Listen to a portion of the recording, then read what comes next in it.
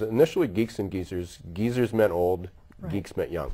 As I started to do more research and more writing and talk to more people, the Geeks and Geezers is really an attitude.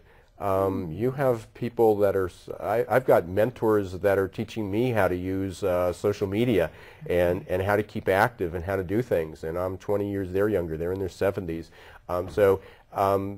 The Geeks and Geezers is just an attitude. I've got 30-year-olds when I speak that are resistant to texting, and they don't understand what what people see in sending tweets and being on Facebook, and yet I have I'm teaching a class at a community college, and 70% of all my students are over 60. I've had an 80-year-old, I've had a 70-year-old, I've had a 60, mostly 60s. Wow. It's older people that, older people, it's, Right. it's the geezers, supposed Right, geezers right. that are being more geeky, with this. So I think one of the messages is that even though we tend to stereotype that a veteran is too old to learn and the baby boomer is a workaholic, and we can go down the line to understand that each generation shares moments in history.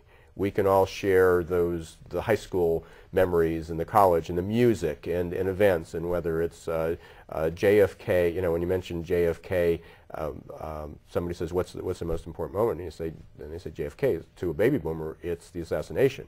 To Gen X, it's JFK Jr. going down in a plane. Okay. And again, so there's different, we all share from a generation certain moments, and it affects our values and our belief systems. But it doesn't necessarily affect our attitudes. Our attitudes are, are we aging in place? Are we keeping up with things? I bring it up often. My mother's 86 years old. I haven't gotten her Facebook yet. But she carries a mobile phone. She sends emails all the time. She's on the internet. She travels. She continues to read. I have a newsletter and a blog that goes out every week, and she reads it. And one is it's an interesting story. She reads it as the parent, as the proud parent, but she sends it to people. And one of her friends, who is her age, give her within, just bought my book, just wrote a review on it, and is now recommending it to other people. So, here's a 86, 87-year-old. I've got friends that are 50 years old that say, oh, we don't have time to read this stuff, or I'll be out of the workplace in 5 or 10 years. This isn't for me. Young people should read this book. Yeah. So the Geeks and the Geezers is really an attitude. When we do some training or speaking of how do you bind the generations, we use a couple tools. One tool is called DISC. People may be familiar with the DISC. There's another one called Business Values and Motivators, which was one of the other books I wrote. And what it does is it helps people understand that people from each generation communicate in the same way. You have some people that like to influence. You have some people that like to work on a team. You have some people that like to be analytical. You have some people that value community. Some others value money. That doesn't change from generations. And when we do that, the expectation is that there's a stereotype that young people will have a certain style, that all they want to do is sit there and text. No, they're texting as a form of communication. Right. It's just a different means to do that. So, the message that I try to get across, that there's as many similarities. In fact, there's more similarities than differences.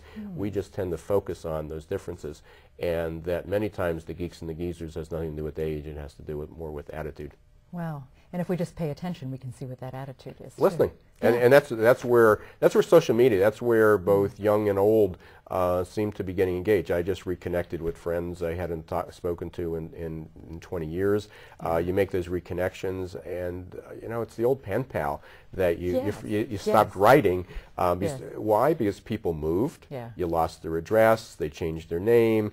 And you just lost touch, and you wonder what happened. Well, the Internet's reconnecting everyone again, and you have really a generation and a half or 2 generations that is coming up, and that's all they know. And that's all they know. We're going to take a brief pause, but before that, we're just going to put up on the screen the website. You can find out more about this book that we're talking about. When we come back, just a few final thoughts.